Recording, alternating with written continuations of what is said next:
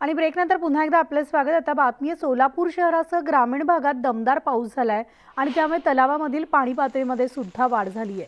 तर मोहोळ तालुक्यामधील सर्वाधिक पावसाची या ठिकाणी नोंद झालेली असून अक्कलकोट तालुक्यात कमी पावसाची नोंद झाली आहे। दमदार पावसामुळे बळीराजा सुखावलाय, तर हा पाऊस खरीप पेरणीसाठी उपयुक्त ठरल्यामुळे शेतकरी वर्ग सुखावलाय आणि काही भागामध्ये तलावात सुद्धा पाणी साचल्याचं पाहायला मिळालं।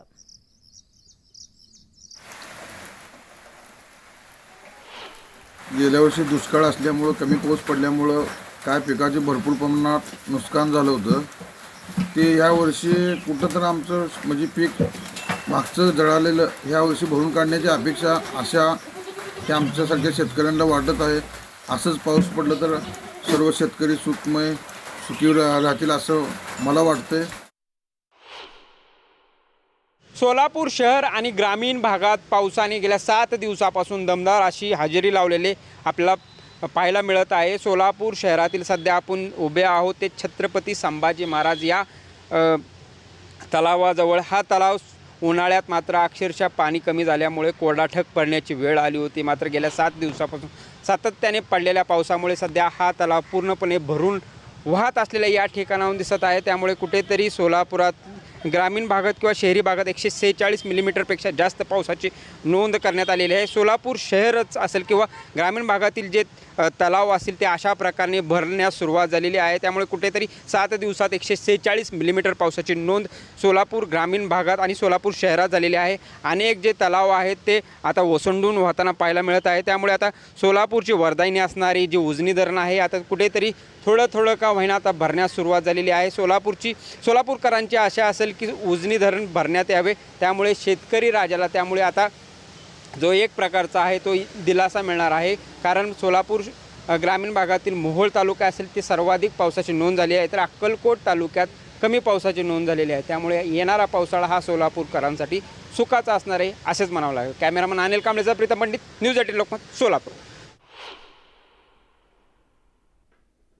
तर मुसळधार पावसाचा फटका हा अहमदनगरमधल्या पारनेरमधील रहिवाशांना सुद्धा बसलाय।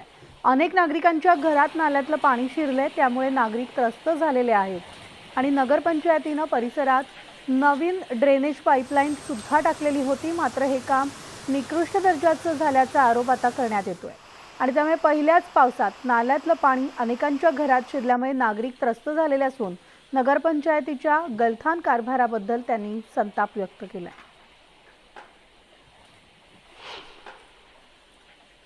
काहीच सुविधा त्यांनी केलेली नाही आहे।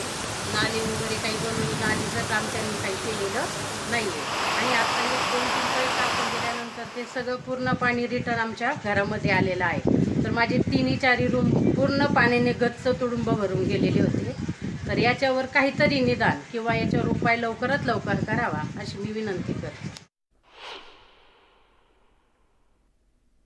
एक दिवस विश्रांती घेतल्यानंतर मनमाड, चांदवड, येवला, नांदगाव भागात आज पुन्हा पावसानं दमदार हजेरी लावली आहे। तर चांदवडच्या काही गावांना मुसळधार पावसानं झोडपून काढलंय, त्यामुळे नदी नाले सुद्धा दुथडी भरून वाहू लागले आणि छोटे बांधारे तुडुंब भरून वाहत आहेत।